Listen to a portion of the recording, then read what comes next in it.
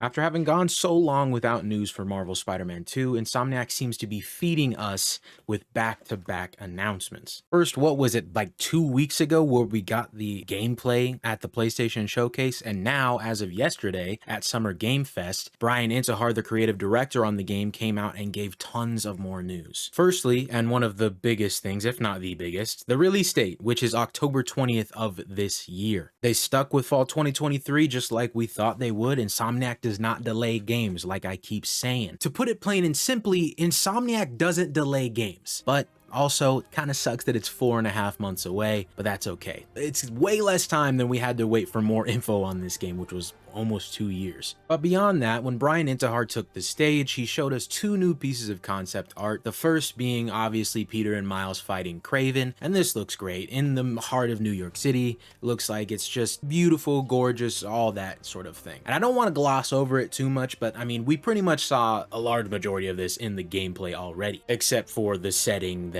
of them in like the actual city fighting him, but you get it. But this one is what I really want to talk about: Peter and Miles both fighting Venom. Now, this is huge for a number of reasons. Firstly, we get to see Venom in his full design, and he looks gorgeous in my opinion. I love the white spider. It's been ages since we've seen Venom with a white spider in like any media other than comics, obviously, but well, you know, and except for this show, but let's be honest, nobody watched this damn show. To not see him in both Venom movies without the spider and just to see it here in all of its glory, I missed it so much. But also worth noting, both Peter and Miles fighting Venom. So this kind of already gets rid of the idea that Peter is going to be Venom. Like a lot of us, including myself, had that thought based off of the gameplay that they showed. But something else Brian Intihar did say is that they are doing something completely original when it comes to Venom. Something that we haven't seen in the comics or the movies. Now, if we want to argue about semantics and his phrasing about the comics and the movies, one could say that they still plan on maybe going with Harry Osborn, considering Harry was only Venom in the Ultimate Spider-Man cartoon. But if you want to lean more towards his wording by saying original story completely, then Harry being Venom already in the Ultimate Spider-Man cartoon would therefore mean that they want to do something else besides that. And some people have already been theorizing who Venom is going to be in this game, and I've seen some people say that even this is maybe a misdirect, similar to what Rocksteady did with Batman Arkham Knight, saying that Arkham Knight, the character,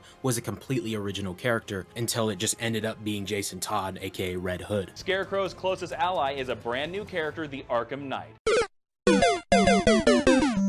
Me personally, I'm not subscribing to that idea. I think it's very purposeful showing Peter fighting Venom along with Miles. That's not something that they're going to try to misdirect us with, especially when the collector's edition comes with a statue of Venom fighting both of them. Like, just imagine if that statue, you bought it and it's just not representative of what happens in the game whatsoever. I don't think that would work out. I've also seen some people say that Norman Osborn might be Venom, like Harry might die and then Norman gets so pissed off he wants revenge kind of thing, and I can maybe see that for sure. But me personally, who do I think Venom is gonna be?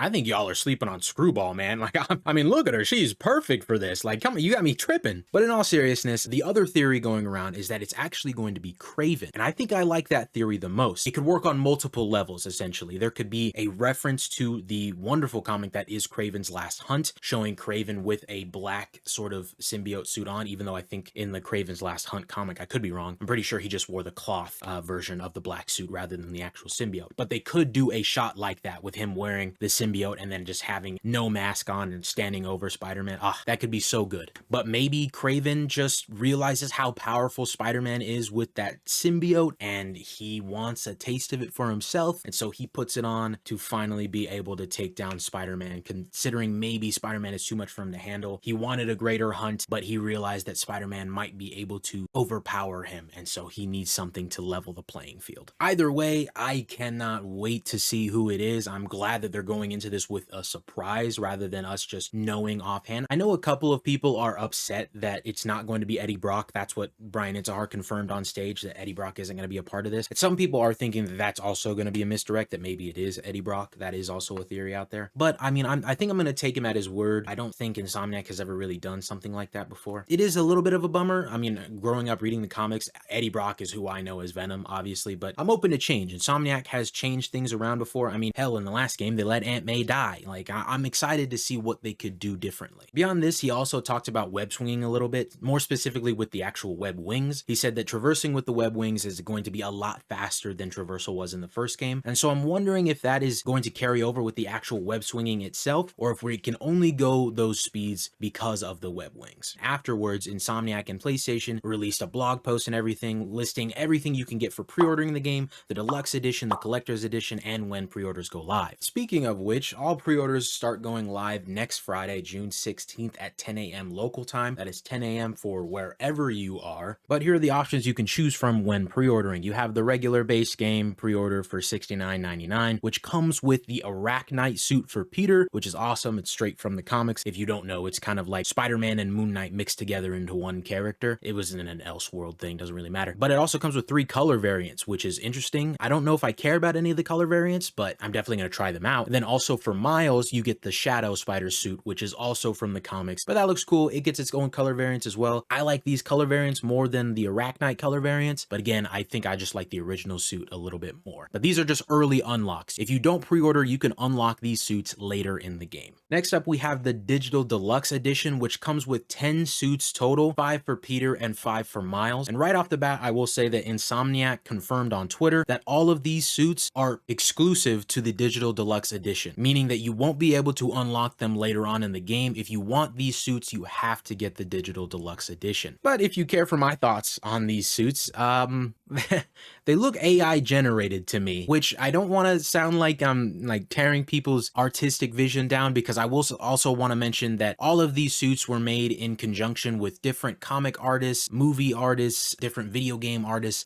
Each person took on their own suit and got to design their own suit, which is really cool in my eyes. But a lot of them just look super weird to me. I think my favorites of the bunch, for Peter, I like the 25th Century suit. It kind of reminds me of the 2020 suit from Miles Morales. And then for Miles, I like the Agamat.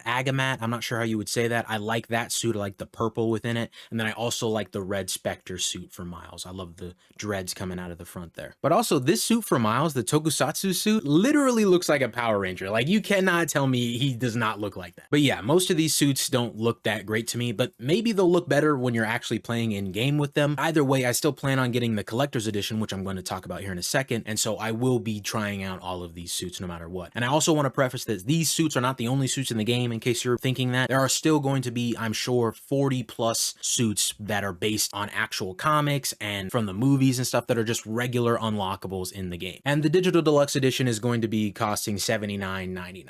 But now, moving on to the collector's edition, obviously it comes with everything that's in the Digital Deluxe Edition as well as the regular pre-order edition, but along with it, you get a 19-inch statue with Venom fighting both Miles and Peter. I like this statue a lot. It looks super cool, but the collector's edition is $230. I don't know if I can justify it, but let's be honest, I'm gonna find a way to justify it. Along with it, you get this cool collectible steelbook, which consists of the concept art of Peter and Miles both fighting Venom. Looks really cool. The only sad part about it is you don't actually get the physical disc. You only get a digital copy of the game. And if you're wondering why that is, I don't know for sure, but I'm guessing that it's because PlayStation sold both digital PS5s and physical PS5s. And so for all the people that bought the digital only PS5s, they want to make sure that those people can still buy the collector's edition and feel like they're getting everything out of it rather than getting a disc that they can't use. But either way, it still sucks. I would have loved to actually get a physical disc with the collector's edition steelbook. So with all of that being said, let me know down below which edition you plan on getting. Do you want all of the 10 suits that come with the Digital Deluxe Edition, or are you gonna really try to get that statue? I want to know. Also, let me know who you think Venom is down below in the comments. I want to talk about this. I want to bounce off some ideas. Thank you so much for watching,